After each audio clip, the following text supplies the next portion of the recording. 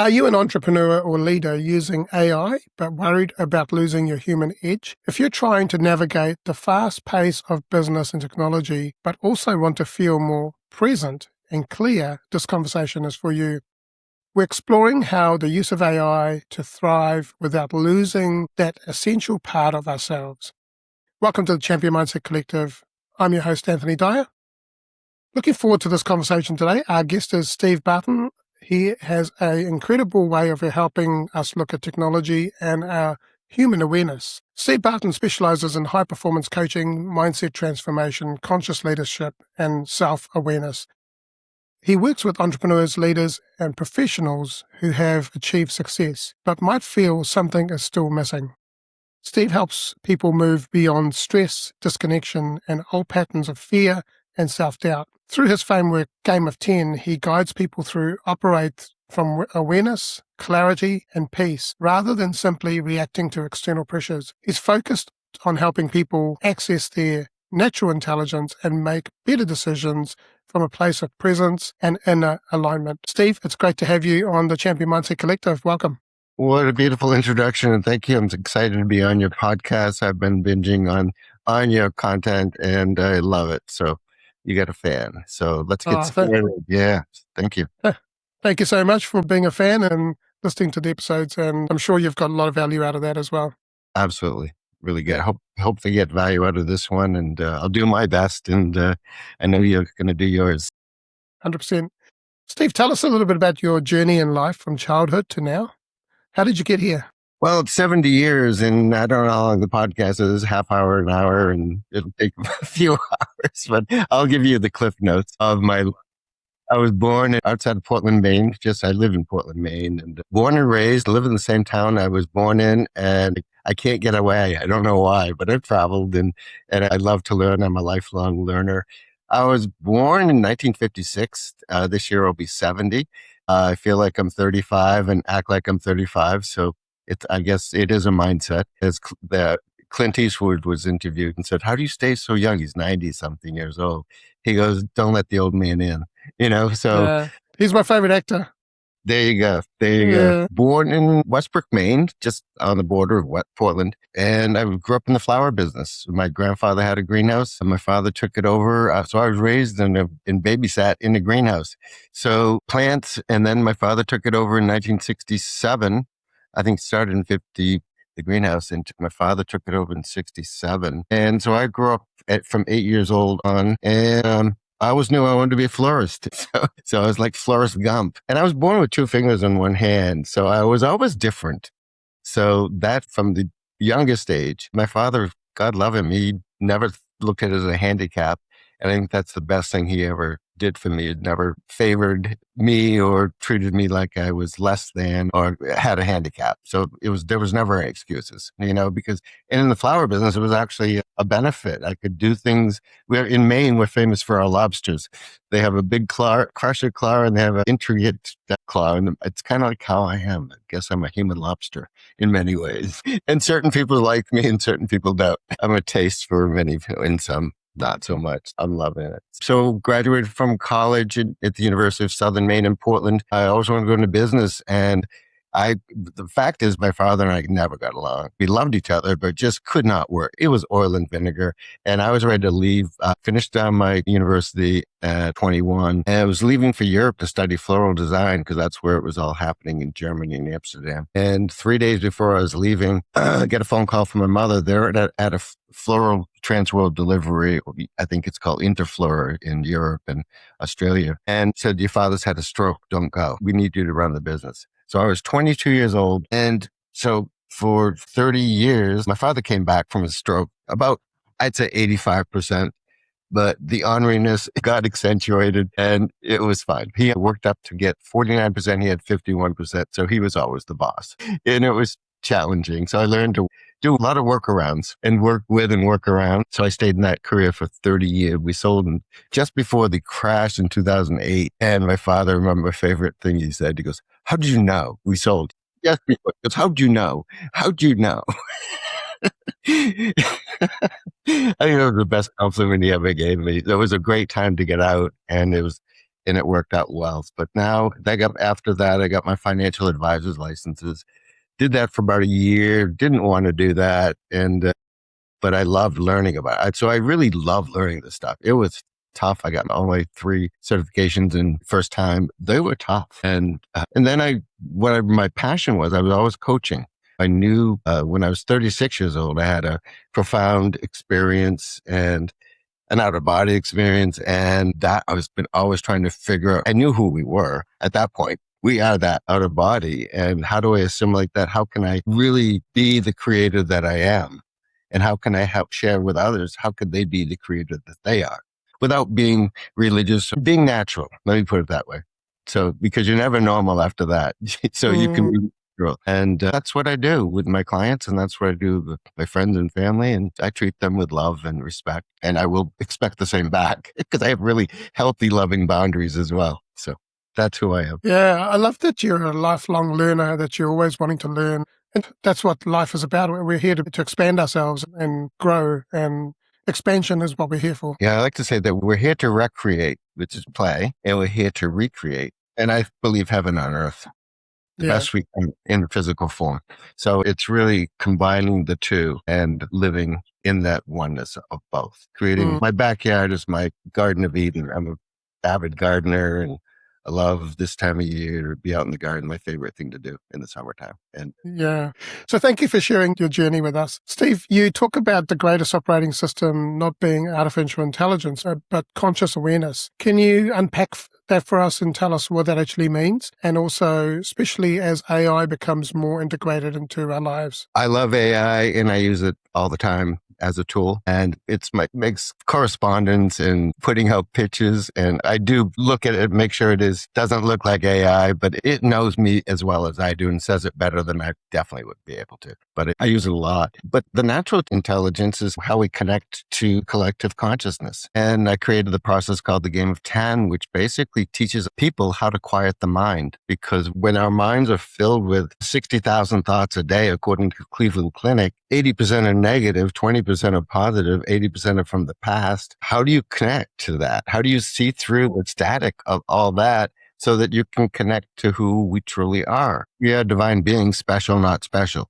meaning that everyone is, but we get conditioned to be thinkers. Descartes says, I think, therefore I am. Steve Barton says, I think, therefore I'm not connected. I have a great ability. I've trained myself for years, apparently, that I have the ability not to think. And I have the ability to use thoughts. So they're always there when you want them. But we're so conditioned. I think we're traumatized, actually. I remember, what are you thinking? Think. Well, you're not thinking.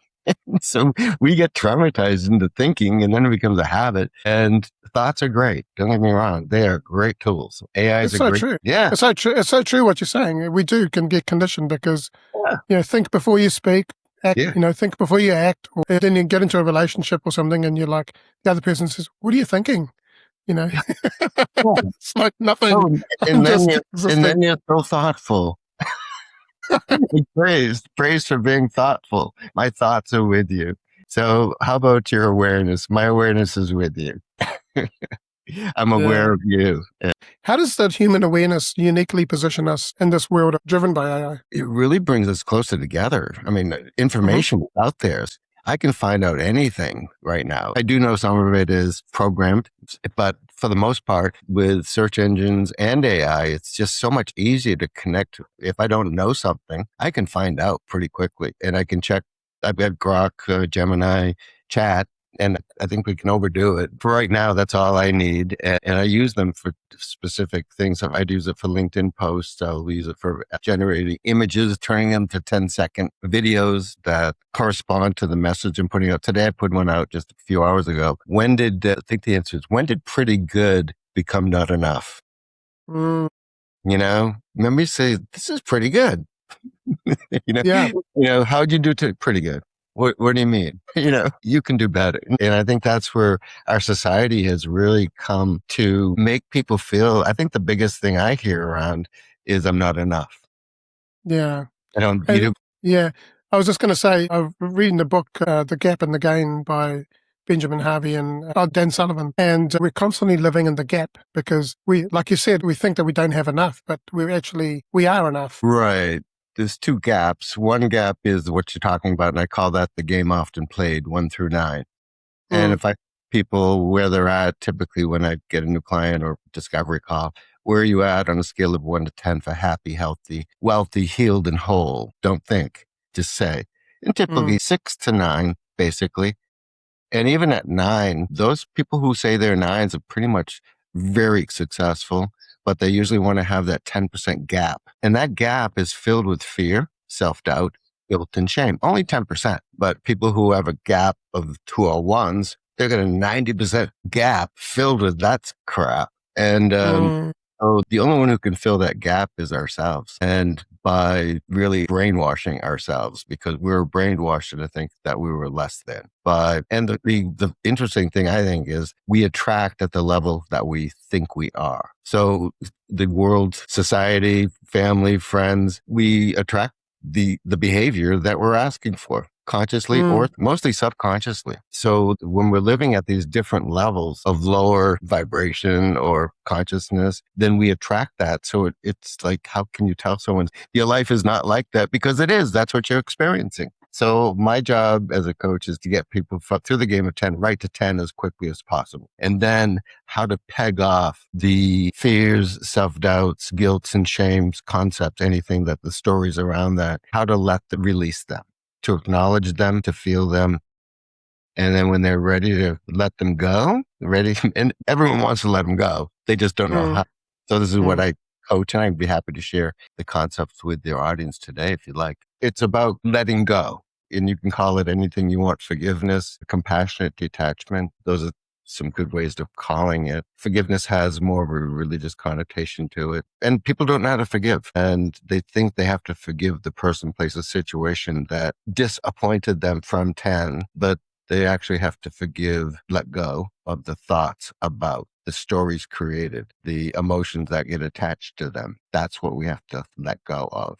We think we do it for the other person, but we'd have to do it for ourselves. And the other person is secondary in this process. Yeah, I agree with you. What happens when we start to outsource too much of our thinking to technology? I think we have to know what we're looking for, because if we outsource it, do we really know what we're getting? And because we still have to know how to prompt, because it's like a computer, garbage in, garbage out. So if we're outsourcing, then we're really losing the awareness of what we're creating. If you're hiring a marketing company or outsourcing client acquisition, I want to know how to build a website, but I want to know how I can get in there and manage it. The game often played is built on power and control, and the game of 10 is built on awareness. I want to know, but I don't need to have complete control over it. So I think that that's the nuance of that is I want to know everything, but I don't have to control everything. Now, your framework, the game of 10, which you were just talking about earlier, focuses on awareness before action. For many busy entrepreneurs, it feels like they're constantly reacting. How does someone start to build awareness in the middle of all the pressure that they face? Well, probably it's not the time to learn awareness under the pressure. It's going to do it after the pressure or when it's building. Okay. Because when you're in a fire, you're not going to think about, what did I learn in my fire training? You just get the hell out of the building, right? You're going to react. But what are you going to do after the fire? Are you going to clean out your dryer vent? Yes. Are you going to take precautions to have insurance? And you're going to prepare. But I think that during an event like that, react. Just get the hell out. Use your intuition to just get the hell out. You are not a firefighter. Get your cat and dog families out and make sure everyone's safe and let the insurance companies and the fire department take over if that's possible. Yeah. Would you say that the awareness and then the reacting with awareness rather than just reacting, do you think that actually strengthens your intuition as well? Yeah, because if you freeze, you see a fire and you're deathly afraid of fire and you freeze, guess what? This fight, flight, freeze, and fawn. Freezing and fawning is not going to be the place to do that. You get the hell out. You might want to say, can I take care of this fire myself? It's on the stove, put a wet towel over it and done before it starts going further, but really have the awareness to say, this is something I can respond to or not. In the meantime, call 911 and let them just to preempt that. So yeah, respond, because when you are afraid or self-doubting yourself, it's not the time to question yourself, and it's not to feel guilt and, oh, I should not have left this, blaming yourself and having guilt around it. Not the time to have any of those game often played elements taking over. So awareness is responding always. And when you do react, don't beat yourself up. Learn from it. Mistakes are for learning. They're not for punishing yourself. And so many people that I work with who are high performers, they get stuck because they're afraid to. They get so high up there. Peter Principle, you rise to the level of your incompetency. So it's really about keeping your competency open, and awareness and intuition. So I like to say we're intuitive, intentional, energetic beings having a physical experience. And working from that premise, having our intuition sharp. When you have an intuition, I haven't checked my dryer vent in years. In fact, I had that done last week, because most fires start in homes in a dryer vent, something so easily fixable. But how often do you think of your dryer vent? Not very often. Yeah, it's interesting because a lot of people do beat themselves up about things that haven't gone right. If you got the awareness that's happening, then it's a learning thing. A lot of people will make mistakes. And I remember years ago, a manager of mine said to me, he said, do you know what a mistake is? I said, it's a bad thing. It's when you do something wrong. And he said, no. You know, when you make a movie and you have a lot of mistakes? And I said, yeah. He said, eventually you'll get the right take and you'll make a multi-million-dollar movie. So mistakes or mistakes are just the part of the learning process. And it's just that we're not aware of what's going on. But the minute you start to become aware, then you're going to take the right steps going forward. Yeah. What we don't learn from, we actually recreate another one. It comes in a different clip, but it's the same pattern. So we either learn from them or we recreate the record. We attract them again. And then people say, the victim's response is, why does this keep happening to me? Well, I've been in that washing machine many times, having gone through many redundancies and stuff. And I was like, why does this keep happening? And then eventually I figured out that actually I'm not meant to be here. I'm meant to be doing something different. And that awareness helped me break out. Even the job became a prison to me. And that goes back to my childhood of abandonment and rejection. So every time I went through a restructure or a redundancy, it felt like I was in prison. So to free myself, the only way I could do that is to stop doing what I was doing before, which is going back into jobs. I think I got to a point, I don't know if you and I were discussing this, but I think I got to a point where I was unemployable. I'm 100% sure I'm unemployable. I have a first wife and a final wife. I have a girlfriend now. We're going on 10 years. So I've solved the problem of getting divorced. It's okay. Yeah, I figured that one out. I think you learn, and I'm not easy. I'm very lovable. I'm very kind, but I'm not normal. That's for sure. So for someone to live with me for 10 years, they need to get a prize, because I'm not normal. I am natural, and there's a huge difference. And natural is you're very aware. You don't put up with anything. Like, you're just hyper aware. And when someone's gaslighting you, it's automatic. You're just like, no, let's go back to the facts. Okay. And somebody who's trying to gaslight, they don't like that at all. And they will get angry that someone, and they don't even know they're doing it half the time, or lying. My intuition is just so sharp that it's not easy, because most people don't even know they're doing it. But when I call them on it nicely, but are you sure about that? Oh yeah, I'm sure though. Okay. I'm not buying it. So going back to the game of 10. Yeah. What does a 10 check-in look like in a practical business situation? I like to keep things simple, and we're all a pointed 10. Okay. It is a reset. When you reboot your computer, everything's cleared out. All your apps are closed out. And the 10 check-in is that I'm in alignment. I'm connected to whatever you want to call it, source energy, the collective consciousness, awareness, God. In my definition of God, it is what it is. It isn't what it isn't. It's everything. It's not a thing. So anyone out there who wants to argue with that, DM me. So it is what it is. And we have to operate from that place. So it's really the place. And there's two gaps. And Wayne Dyer calls the gap between thoughts is 10 is. It's that space between a thought. And that's where inner peace is. And for so many people, inner peace sounds so boring, because we get addicted to the drama of, oh my God, I got this to do. I got this to do. Oh my God, I'm late for this. I'm late. I've got family members like that. I call them the white white rabbit in Alice in Wonderland. I'm late for a very important date, and everything's so important, so drama and this and that. And it sounds to me exhausting, but it's very exciting to be in that space of no thought, because that's where awareness and ideas come in. That's where creativity comes in. Mm. And you really just like, wow, I just got a great idea. And whether you know it or not, then we choose to write it down, implement it. And then that's our right brain. So in our left brain, we do how do I strategically implement that? And to create that non-physical into a physical creation that we create. Could be a business, can be a painting, can be a project. Any project that we're doing is always started with an idea. And where did the idea come from? And a lot of times you can ask yourself, did it come out of fear, self-doubt, guilt, or shame? Don't do it. Okay? Don't do it. But if it came out of a passion of something that you really love, that will help yourself and others, do it. Explore it. Doesn't mean it's going to happen or not, but those are self-examinations that you can ask yourself. Where did this come from? Did I do it? And so often people do it because they feel they should. Okay? Mm.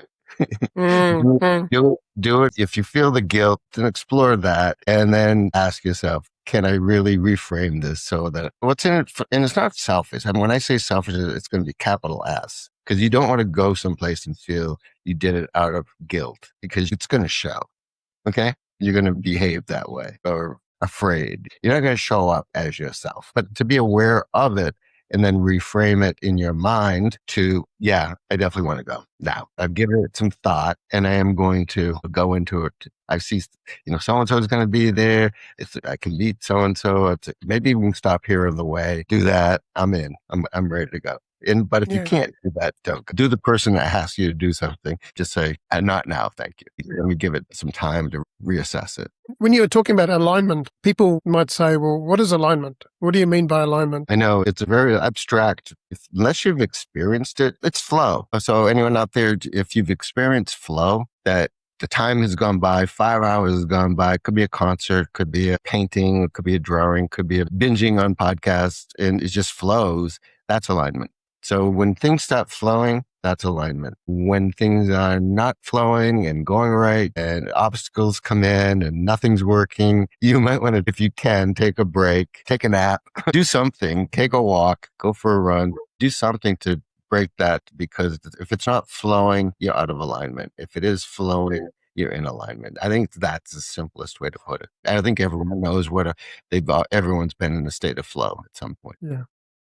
How does becoming aware of our fear and self-doubt or shame create better decisions? Well, I think my feeling is that once you're aware of it, you have to let those go. So that, and then once you do a process of letting go, I was taught by Marianne Williamson how to let go. And if you want me to share it with your audience, I'm happy to. So Marianne Williamson has been traveling the world for 40 years, lecturing on A Course in Miracles. And that's been a powerful book for me in the game of 10, actually. And so during COVID, I was writing a book with my son, and she was actually one of my coaches. And so I was very lucky to have her as a coach. And it took Miracle Minded Coaching. And in the book process, she actually taught the cohorts of mine. There were 19 women and one boomer in the group. And she was great with me and she was great with everybody. But she taught how to forgive in a way that I'd never thought of before. And it works perfectly with the game of 10, because you can't let go. And Einstein said this, and you can't solve a problem at the level it was. So a lot of times people try to forgive while they're still angry. Doesn't work. Does not work ever. So we have to give it to our highest self, and our highest self is 10. And so she said to the group, she said, here's a technique in forgiveness that she's learned, and I share it with my clients. And above your ears, we have temples, right? But in our mind, create a temple, a divine temple with an altar on it. And any thoughts of fear, self-doubt, guilt, or shame that come up, in the beginning, oftentimes my clients said, what do you need? I'll say, do you need a dump truck, or do you need a wheelbarrow, or do you get a handful of these thoughts? Oh, I need a dump truck. I said, let's bring a dump truck up, put them on the altar, and be willing to see things differently. By simply saying, because our free will is very powerful, and it's powerful to destroy us, or it's powerful to create the things that we're asking for. So I say when you're playing in the game often played 1 through 9, everything comes at a cost. It's not free anymore. And when you from 10, that's when free will kicks in. It's free. The best things in life are free. And you get what you at 10, you get 100% of what you ask for. At 8, you get 80%. At 5, you get 50%. Good days and bad days. Come see, come saw. How's your day going? It's good. It's a good day today. Yesterday was horrible. So you have people who have good days and bad days. Those are 5s, solid 5s. And then you get the ones who are pretty destitute in their mindset. It's like every day is horrible, maybe 10% of the time. Every 10 days they get a good one. Had a good day today. Yeah. Yeah, I agree with you. You can't forgive or you can't let go when you're in the midst of whatever you're going through. And you've got to get to the point where you can learn to give it to your higher self. And the more you peg them off, the fewer times you have to do it. In the beginning of my clients, I said, do it 5 times a day. The other part of the game of 10 are 6 powerful phrases. And they actually quiet the mind, but they also open up a portal basically to our subconscious. So I do always teach people to make sure you do the other half of it when you do these 6 phrases. And do you want to do the 6 phrases together? Yeah. Okay. So 10 is your highest level of awareness. It's who we are. It's our capital S self. All right. I'm 10. I'm 10. I'm doing the best that I can with the awareness that I have. I'm doing the best that I can with the awareness that I have. I'm always right with the awareness that I have. I'm always right with the awareness that I have. I am enough. I'm enough. I do enough. I do enough. I have enough. I have enough. Those 6 phrases quiet your egoic identity mind because it answers every question it's trying to figure out to get you to be, everything's okay. The reticular it quiets the mind. Your reticular activating system just quiets it. The amygdala is calm. You're calm. And the more you practice these phrases, and I'm not saying it's the only way, but I have ADHD, so I was never able to sit down, cross my legs and meditate. It just didn't work for me. This works for me. And for those out there who understand that, use it. It takes practice because eventually the mind does settle in, your nervous system regulates, and you don't have to think anymore. You just know. So when people say, I say to them, I said, I'm going to teach you how not to think. You go, oh my God, what do you mean? I said, would you rather think or would you rather know? Oh, I'd rather know. Perfect. So then there's the benefit of it would you rather believe or would you rather know? Really subtle shifts make a big difference. Yeah. Now, Steve, from my own journey, I know that external success does not equal the internal peace that we have. And you've had your own experiences with us. How does the game of 10 help leaders achieve success that feels good internally rather than just looking good on the outside? Because those 6 phrases, the first one declares who we are. The next 2 phrases declare our innocence. So no more guilt, no more shame. And don't be a psychopath. Okay, I always say that to people. Just be loving. Come from a place of intention, of love and intention. And I am enough, I do enough, and I have enough. Put you in present moment awareness. The be, do, and have of every day that we've always been being, doing, and having. And what a lot of people, have you read, I think we talked about this, have you read the book, The Power of Now by Eckhart Tolle? Yes. What he doesn't talk about in the book is the power. He talks about the power of the present moment, the power of now. And now is time. And in the time-space continuum, space in the game of 10 and works for everything is always enough. Enough is a universal quantity of portion. This is right now, this is my enough. Thank you. So it really put you in a state of grace and gratitude. So innocence, grace and gratitude, and in alignment. By saying you're 10, you're in alignment. Okay. But it also, those phrases do open up. Ego will come in, your identity. Well, remember this, Steve? Remember this, Anthony? Remember you did this? Remember you said this? Yeah, I do. On the altar. Boop. Okay. So it opens it up. So I had one client who worked with me and she says, Steve, I'm worse off working with you after a month than I was before. I said, well, you're doing the phrases? Oh yeah, all the time. I said, you going to the altar? She goes, no. I said, well, you just get your whole mind full of all the fear, self-doubt, guilt, and shame. Goes, every time I go to the altar, it lightning strikes and it collapses. I said, we might need to take a break. You might need to have an alternative. I'll hold your space. But basically, she had a lot of trauma, a lot of stuff in her life she had to take care of before coaching was in her future. Yeah, some of that is so ingrained that you've got to really do the work to get out of it. Then you can manage that through what you've just been talking about.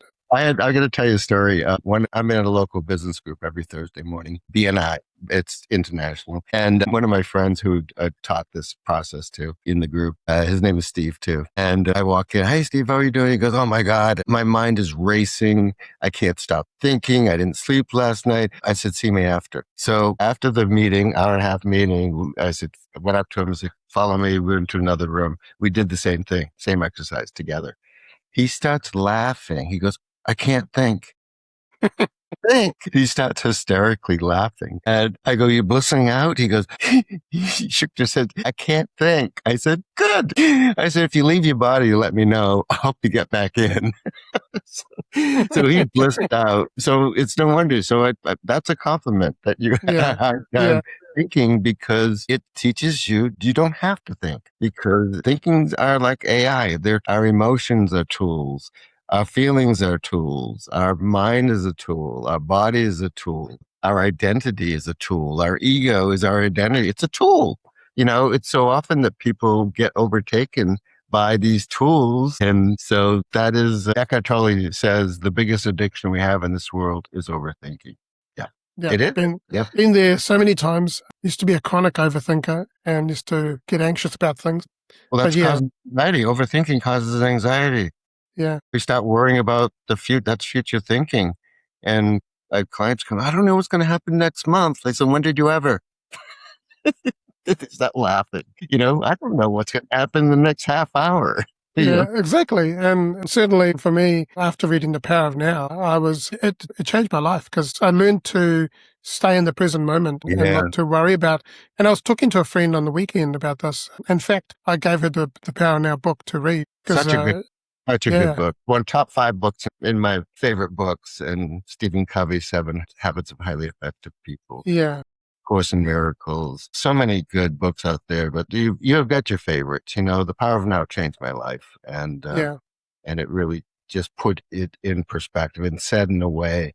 So hopefully, I got a new book coming out too. Not that I'm here to promote things, but this book will combine everything you already know. And I'm a simple and I like to present this stuff simply and have it be common sense, because, I like to say our sixth sense is our common sense. That is our connection to source. And so much in our societies, intuition's so downplayed. It's like, you get people who are psychics, and you get people who are mediums, and you get people who are this. Well, guess what? It's all true.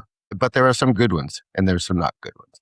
And you really have to know that this is a thing. We are all connected. Mediumship is real. I mean, are there charlatans out there? Yep. Are there quacks out there?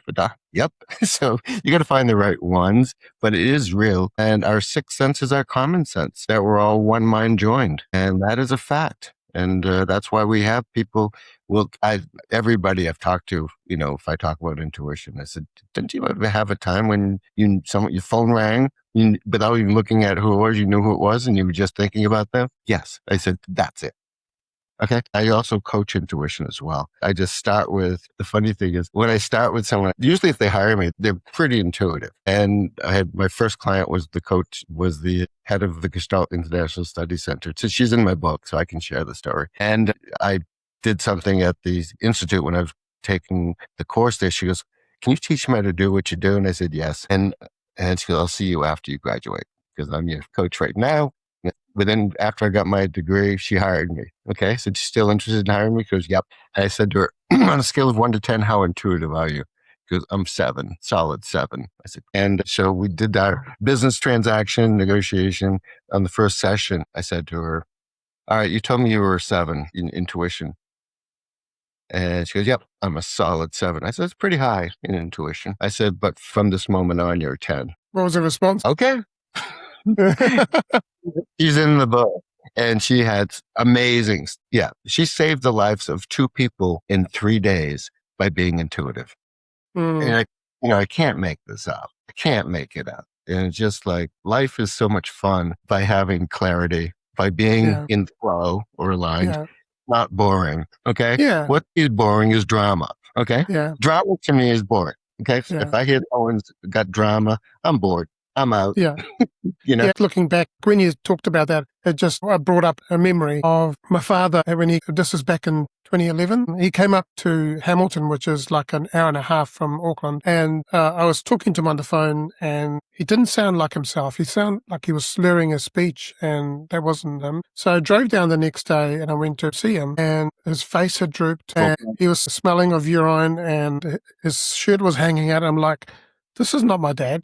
My dad always look 100%, and he takes pride in how he dresses. And I said to my mum, I said, "What's going on?" He says, "Oh, you probably just had a whiskey." I said, "Mum, Dad used to be able to drink a whole bottle of whiskey back in the day and not get affected." So anyway, the intuition told me something wasn't right. I drove all the way back up to Auckland here, which is an hour and a half drive, and then back. So I drove 4 times back and forth. And the after hours said that he had like exhaustion and he'd been stopped by a policeman for careless driving. And I'm like, my dad's been driving, he used to race cars. So the next day, something wasn't feeling right. And so the next day I drove down there and I said, we're going back to Wellington, which is a 9-hour drive. And my partner at the time, we drove down and we got halfway and we would stop for lunch. And I said to my dad, I said, 30 minutes after lunch, do you remember what we had for lunch? And he says, I can't remember. I'm like, here's a man that never forgot anything. And all of a sudden he can't remember. So anyway, we got him to Wellington and we got there in the evening. I called the ambulance because something wasn't right. We got him into hospital and he had a brain tumor the size of a golf ball here. Now, where I'm pointing, I have a dent from a birthmark that was there, and it's the exact same space that my dad had a brain tumor. And they operated a couple of days later and took 90% of it out, and he lasted almost a year. But my intuition was telling me that something's not right here. I followed my intuition. Yep. It's so important. People, you talk about the gut, your body tells you. I've been doing a lot of work with people with pain too. And when the mind and our emotions are not connected, we have an internal alarm system goes off. It's called pain. And I teach people how to connect the two. So it's really connecting to yourself, connecting to your intuition. Where did you feel it was it your gut? Can you remember back? It probably was my gut. Yeah. I mean, your gut, they say our gut never got conditioned. It's just so primal. That's bacteria. It's all the biosystem, the Yeah. bugs and these microscopic bugs and worms that can't get conditioned. It's your your spider senses that you know. And even through all the restructures and redundancies I've been through, every time a restructure would happen, I had an intuition of exactly what was going to happen. And I'd tell my colleagues, I'd say, this is what's going to happen. And they're like, how do you know? You wouldn't know that. I said, I know. This is what's going to happen. And 9 times out of 10, it is exactly what happened. Because I had an intuition. Yeah. Yeah, the writing's on the wall and you've got it tells you. So we learn it's great. I think intuition is so underrated in our society. That's what one of my missions is. When you have a clear intuition, then your intentionality is off the charts. So goal setting, where just because everything's enough, I am enough, I do enough, I have it, doesn't mean I don't set big, hairy, audacious goals. Okay. And I want to be clear to know when so-and-so's here. There you are. Possibly they're the ones, maybe not. I don't ever put any, I want to be in that flow. So I want to grab on to the riverbank, of that flow and say, that's it. I just want to go, we'll see. Okay. I'm collecting information. And along the way, if you don't have any fear, self-doubt, guilt, or shame, then it's clear sailing. Who's along for the ride? Who's along for this Stephen Anthony ride of success? 100%. Absolutely. Yeah. So what was your own turning point in realizing that external success was not enough? When I was 36 years old, I was 13 years into running the flower shop, and one of my employees was going to therapy. And so I asked her about it. What's it like? And I didn't know what. My first wife worked her way up from 4 to midnight. We were both workers. We just were like hard workers. And she started at 4 to midnight on the floor, became a vice president of a $1 billion company.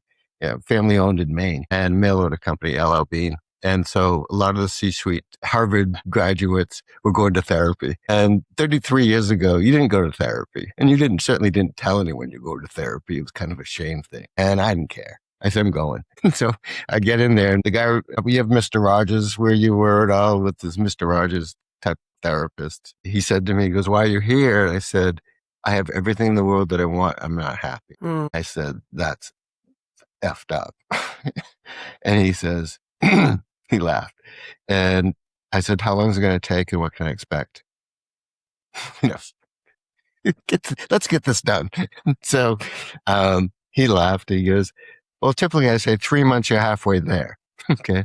And then he was right. He was right on. About a month and a half, my life just it became Stranger Things, upside down world, but for the better. And it was like I had an awakening. I had an out of body experience. I was on a natural high, cocaine to heroin without doing any of the illegal or harmful substances. And it took me a while to come down and it took me a while to assimilate. It didn't take me long to shut up what I was going through to my family because it wasn't taken as something that was normal because it isn't. And I asked Larry in the first session when I did some hard forgiveness with my father. And I came back to that second session and said, I'm on a cocaine high. Okay. And because I grew up in the 80s too. I was 30 years old in the 80s and I liked it. So I stopped it. So this was the first session. He goes, I said, does this happen to all your patients? He goes, no. And then I said, I want to get higher because that's who I am. And and it's natural and it's free and it's not illegal. So I want to do that. So sure enough, I got higher. That's when I had the out of body experience and it was all done naturally. And I was actually reading an excerpt from A Course in Miracles and I didn't know. I saw Patrick Swayze on the movie Ghost with Demi Moore, that it was just like that, except I was still living. And yeah, so once you experience that, people out there who have had it know about it. You can't explain it to anybody who hasn't had it. It sounds weird. I get it. I don't expect you to get it, but when you do experience, call me. I'll talk you down free. So I want to help people who have gone through these experiences too, that it's natural and I think a small percentage do experience it. You know, when we do end our lives, you'll experience it. Okay. Yeah. And you'll say, the person that was talking to Anthony, he wasn't crazy. It's happening. Yeah, I've spoken with a few people on this podcast who've gone through out-of-body experiences multiple times. And through meditation, I've had a couple of instances where I've had astral planed. So got out of my body and actually flying around. Yeah, I remember one time flying around this suburban area over just above the trees and another time in space, literally. Yeah, so it's I haven't experienced that, but guess what, Anthony? I believe you. It was like the universe, the galaxy, cosmos was just like purple. I was almost like Superman, just flying through space. Yeah. So, yeah. My dad, when I was younger, he used to say, whenever injured or something, he goes, be tough like Superman, Anthony. And so I remember putting my finger into a fan blade and it got cut, but like I was just like, my hand behind my back. And my dad goes, what's behind your back? I said, oh, nothing. And then I showed my finger and it got blood coming out of it. With being born with 7 fingers, I stay away from saws, electric saws, and things. No, I'll not even go near it. I cannot afford to lose any more fingers. Well, like I almost took a chunk off my finger last night. I was cooking. Now, what is the cost of chasing success without that inner alignment? Well, the cost is you're going to fail and how much damage you're going to cause. Okay. The cost is the effects of doing it from a place of chase, lack, needing, wanting. Yeah, it's yucky. Nobody wants to buy from someone who's needy, right? Nobody wants to be around somebody who's needy, lacking, chasing. Oh, I used to chase. That was one of the last things I let go of. Now I don't chase anymore, but I do. I am strategic. I offer. I don't chase. And I think that's so important for salespeople to really build up the value and ask your potential client, what is this costing you not hiring me? Or what's it costing you not buying this product? Think about it from a financial. I mean, there's financial costs, there's emotional costs. Those are the major costs, I believe, that what's it costing you emotionally to go through this without solving this problem that this product or method will save you in the future. So, what's it cost you people who are 8s, who are not operating 20% more? Do the math. There's a financial reward. I've got a client who hired me He was making $500,000 a year, and he just wanted to see if he could make $1 million. And the first year working with me, he got up to 600,000, and I thought we were on schedule for you to make $1 million. And he goes, well, I thought so too. I said, well, I need to know what you're doing and how we can change systems, because I'm going to get you there. I'm a dog with a bone. I just assumed, because I kept asking, are we on target? Yeah, we're on target. I said, well, we didn't do it. So he goes, all right, I got to do this, this, this, and this. So this year, he's on track to make 1.2 million after taxes. Nice. Do I believe him? I'm going to do some closer to the year, 6 months out. I'm going to say, I need some numbers. I want some facts. Okay. Because you told me last time. I didn't get disappointed, but I just learned I got to be more on. Just because someone tells me something doesn't mean it's true. Yeah. So, yeah, 100%. Yeah. Yeah. Now, we live in a world that often celebrates speed and constant activity. You talk about the difference between reaction and response. For leaders in particular, how does cultivating presence allow for more effective and a wiser response? Well, when we react, we oftentimes, it's a crapshoot whether you're making the right choice. Hmm.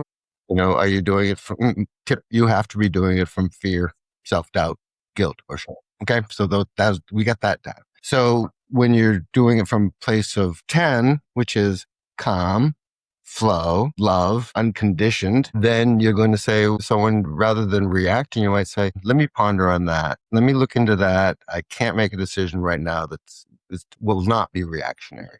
So I want to really give this some thought. That's when you're going to use thought. Okay. That's a great time to use thought. And coming from a place of awareness, you really give it some thought. What are the cost benefit analysis of this decision? And I said, can I get back to you tomorrow? I got to know right now. I said, well, I'm going to give you a bad answer. Right? Okay. Really setting boundaries with somebody, loving, respectful boundaries. In business, we call it respect. In relationships, intimate, we call it love. So the boundaries are so important in the game of 10, because sometimes love and respect, same word, different situation, says yes. Sometimes love says no. Sometimes love says stay. And sometimes love says go. And know, and have the wisdom to know if you're in a heated situation or you see it coming, time out. Time out. I'm going to go. I want to resolve this, but I'm getting triggered and I don't want to react. I want to respond, and I got to do some processing. You got to pause. Yeah. Yeah. So those are the benefits of you maintain a healthy relationship with the people who you're interacting with in business or at home, and they trust you when you don't react. Mm. Yeah. And You got to, you got to trust, and you got to slow down. yeah, And yeah, yeah. yeah. And what advice would you give someone who struggles to slow down and create space for themselves? They will crash. I can guarantee it. You will crash. Okay. Yeah. And hopefully you don't burn, and do it before you do have a breakdown. I had a breakup. Mine went off the cliff and went right out. But so often people crash and they'll have a burnout. They used to call it nervous breakdowns. And you can only go on adrenaline and cortisol for so long before your nervous system will collapse. And so I recommend, if you do have any stress, you want flow, you don't want stress. I mean, resistance, you are growing. There's going to be some stress when you grow. Yes. Make sure you're growing in the way you're doing it. You will have good stress. Okay. The good stuff, because that means when you're working out your muscles, same thing with the body and mind, you have to give resistance to grow. But if you're realizing that you're not working out and you're not taking care of yourself emotionally and getting your needs met, then you're going to crash eventually. So take care of yourself before you do. Have the early warning systems. Am I under a lot of stress? Yes. Can I work with somebody who can help me through that? Yes. So people are out there to help. We all know people who are really well with therapists, coaches. We're trained into supporting without enabling. We're trained to help you through it, to really get you to look at what is it, where is the stress coming from, and how to set boundaries. It's usually a boundary issue that they can't say no. They're people pleasers. They've been trained to please everyone except themselves. And that takes a toll on people. And yeah. Yeah, definitely been there. Used to be a huge people pleaser. And then in the last few years, it's been like, well, I know where I'm going. And if the person's not on the journey with me, then I've got to set a boundary. And often we get into relationships and there's a reason why people come into your life to show you what you got to work on and what you got to step out of your comfort zone to become that version of you that's going to be the future self. And sometimes it's for a season. It's not for forever. And I'm in a situation now at the moment where I've realized it's for a season. And in a few months' time, I'll be going on my own journey a different way. And the interesting thing is, previously, before I did all the work, I would have been anxious. I would have been overthinking. But it's been 8 months. We're still in the same house. But it's like, it's been 8 months and I have no issues. I'm just like, it is what it is. I'm just. Yep. I hear, I've been there. And my first wife, I had my out-of-body experience. I had all of the stuff happening, channeling, medium, and she thought I was crazy. And in my mind, I said, I'm going to give it a year. And wouldn't you know, I had owned an apartment building and the single unit came open a year to the date. The woman gave her notice. I said, oh, Jesus, it's going to happen. And so one morning, after a year of having my experience, my first wife says, I still think you're crazy, don't you?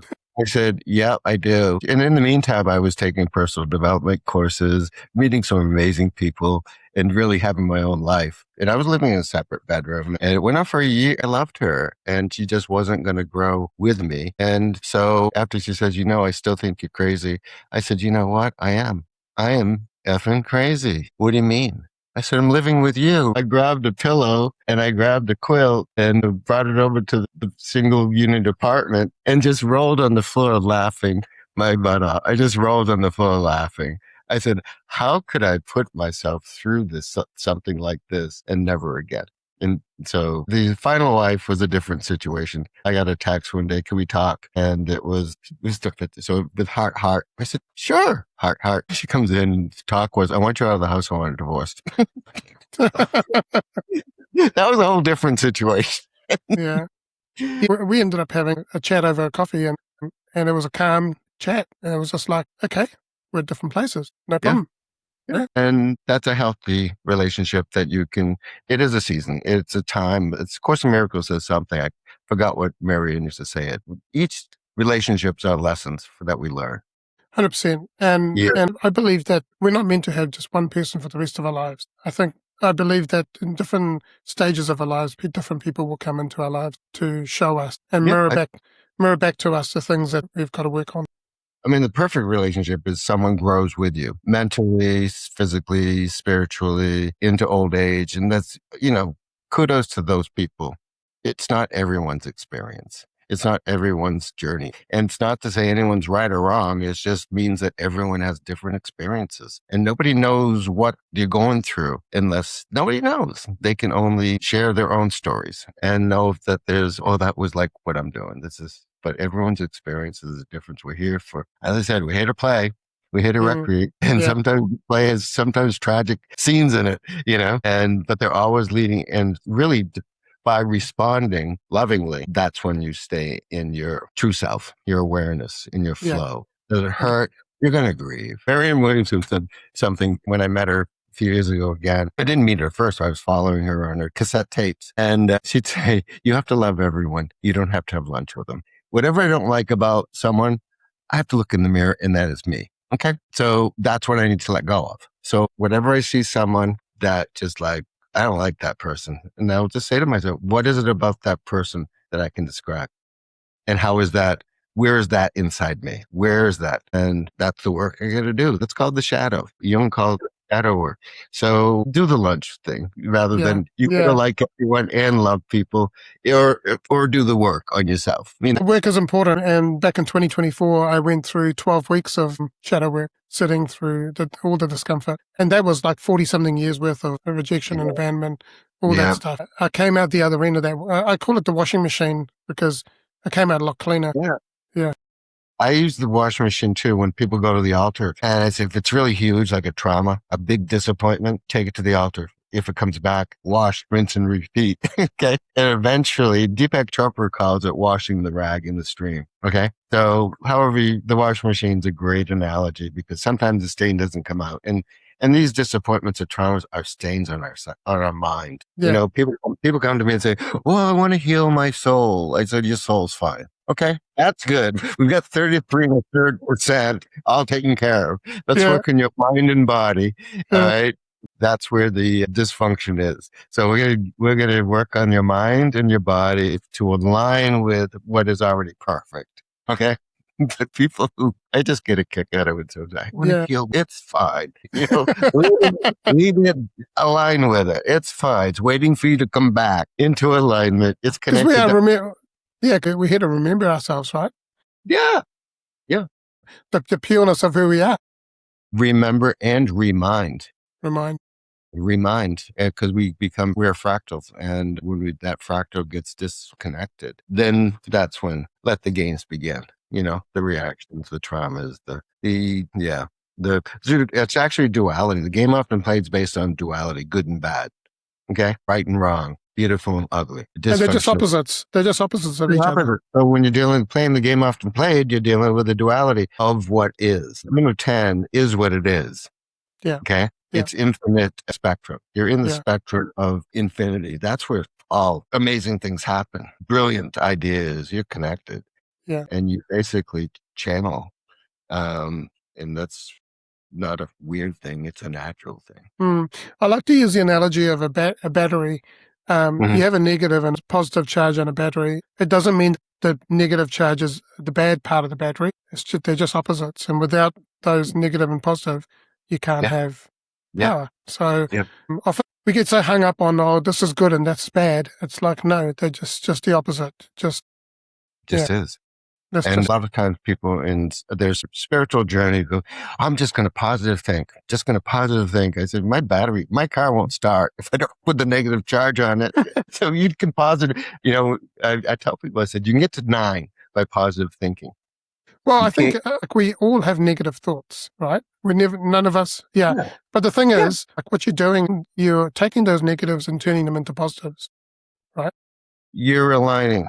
So You're aligning them, yeah. You're connecting the negative charge. Well, women don't like to hear this, but the feminine is the negative charge. The masculine is the positive charge. Look at a battery. Okay. Yeah, Look at it. yeah. Look at the AA battery, which is that Audi, which is the innie. So that's nature. And we both have masculine, Jung called them the anima and the animus. We're both masculine and feminine energies that have to unite in order to flow. And then in a relationship, typically one of the couples is more masculine than the other, and when the other one's more feminine than the other, that creates the charge. And Marianne talked about this. Even gay couples, one of them's going to be the more nurturing, the other one's going to be the more giving, or it cancels it out. Steve, looking ahead, how do you see the most effective leaders of the future combining human wisdom and natural intelligence with the power of AI? I think first it's get mental health first. Get yourself really personal development, mental health, get that taken care of. Because when you do, you're going to have the intuition to create the perfect prompt. Okay. Yeah. You shall receive. And it's so clear. I get great results from AI because what am I looking for? And how am I going to ask it in the most simplistic way to get what I want? When I first started doing it, it's like, I didn't want this. And so then I get the aha moment thinking, just be clear with it. Yeah. And the rule. I find the easiest way is actually just to talk to it like you're talking to a friend. And I just put the dictation mode on and go, hey, I'm trying to do this, or I'm looking at building this. And can you give me some ideas, or can you help me ideate this? And I use ChatGPT for ideation, and I use Lovable AI, my build partner. So because ChatGPT knows me and for the last 4 years, I just go, want to do this. And can you just draw upon the experience of what we've already talked about? And can you help me ideate this? And I go, and then put this into a document that I can download. And literally, I don't have to write anything because it just does everything for me. And then all I've got to do is check it and make sure that it's okay. Yep. You answered the question, and that clarity creates great usage of AI. Because if we're operating at level 5 of clarity, which is the game often played, you're going to get 50%, and you're going to be struggling to get what you asked for. And it's such a metaphor for life. The clearer you are, the more you get what you ask for. Yeah. Like I already have the concept of what I've built for myself, and now I'm building something for a client. How did the two forces of combining human wisdom and natural intelligence collaborate instead of compete? Well, human wisdom and natural intelligence are the same, in my opinion. So they don't compete. They work in harmony with each other. So it's like love and respect, the same thing, different situations, different boundaries, different.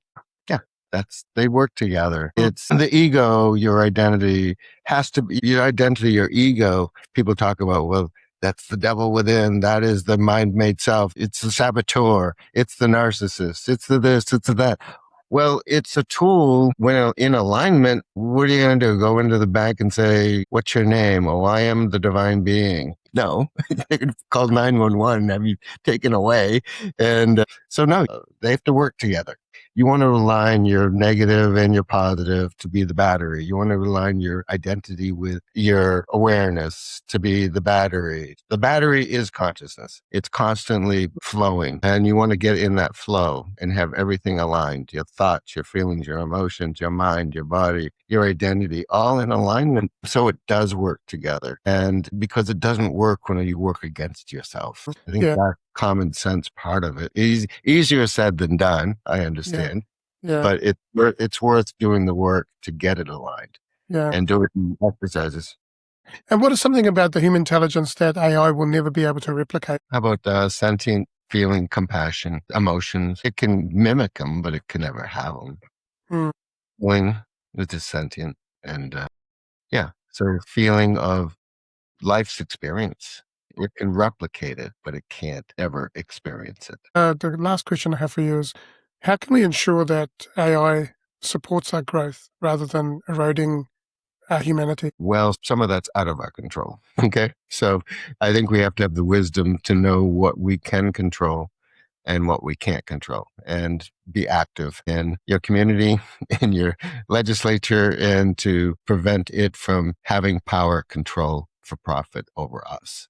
Those are things we do have the responsibility, the ability to respond in ways of saying, not okay. For surveillance, well, it's for your own protection. Well, when is it for our own protection or for their own profit? For fines and for marketing and for that. So I think it's really important for everyone to have that ability to speak clearly and use their will to set things straight. And so a lot of the stuff that we have out of control is government. And so that's the big question today is how much control are we willing to give up to have security? Thank you, Steve. It's been a great chat. Now, is there something else that you'd like to share? Tell our audience what you've got on offer, and also how people can connect with you. Yep. My website, you can download the book I wrote with my son, The Father, the Son, and the Aha Moment. It's everything we talked about the game of 10, the game often played. It says it's tools for helping you and your child develop a path to happiness. It's a Trojan horse for the game of 10. So, and that's the book that's on your wall currently that I can see behind you? That's the book. And I got a book. I met Marianne Williamson. She was one of my writing coaches. I met her. She ran for president of the United States here, a couple cycles. So I got to meet her when she was in New Hampshire. We have different politics, but she was my mentor. So I love everybody, respect everybody, and whatever they believe and whoever they are, I respect them for who they are. So you download my book at www.stevebartoncoaching.com. Just scroll down to the bottom and you can download an e-copy of my book. I've got a new book coming out called The Game of 10. That should be coming out in the next 3 to 4 months. And check me out on LinkedIn. Love to accept new people. I do keep very active on LinkedIn. And that's my main. I'm doing some TikTok right now, but that's how to keep track of the game of 10. Awesome. Now, Steve, we've got 6 really quick fire questions. So these are one word or a short sentence. And the first question for you is, how do you define success? And has that definition evolved for you over time? No, it stayed the same for the past 33 years. Happy, healthy, wealthy, healed, whole. Who's been your greatest inspiration and why? I think my son. What is something that you believe that others may disagree with? That you can be happy all the time. If you could go back and give your younger self one piece of advice, what would it be? Everything's going to be just fine. What is one message that you'd like to share with the world? I am and you are enough. And the last question for you is, what does it mean to you to be a champion and have a champion mindset? Overcoming fear, self-doubt, guilt, and shame. I've got one last question for you. What is your most favorite mindset quote? It's from A Course in Miracles. It's the premise of the whole book. And Eckhart Tolle, in one of his lectures, he said, if you understand what this means, you can leave. And it's the premise of A Course in Miracles. It says, that which is real cannot be threatened. That which is unreal does not exist. Herein lies the peace of God. Thank you, Steve. It's been an amazing, grounding, and eye-opening conversation. Your emphasis on awareness and human operating system feels more important than ever. It's a powerful reminder that while technology is moving us forward, our own inner alignment is what truly guides us. And thank you for sharing your wisdom on the Champion Mindset Collective. Thank you so much for having me on. You're welcome. For those that are listening to this episode, you can find Steve Barton and the Game of 10 on the show notes. And also there's a page on the Champion Mindset Collective dedicated to this episode, which will have all the information on there. It's got the videos, it's got the article, a practical guide, which would be a distilled version of this chat that you can download for free and start to apply in your life. If you want help with AI, the best starting point is integrating AI in your business is to book a clarity assessment with me. You can find the link in the show notes. And thanks for being part of the Champion Mindset Collective. We'll see you next time. Lastly, I just want to say you are loved, you are worthy, champion your life, champion your greatness, and have an amazing day.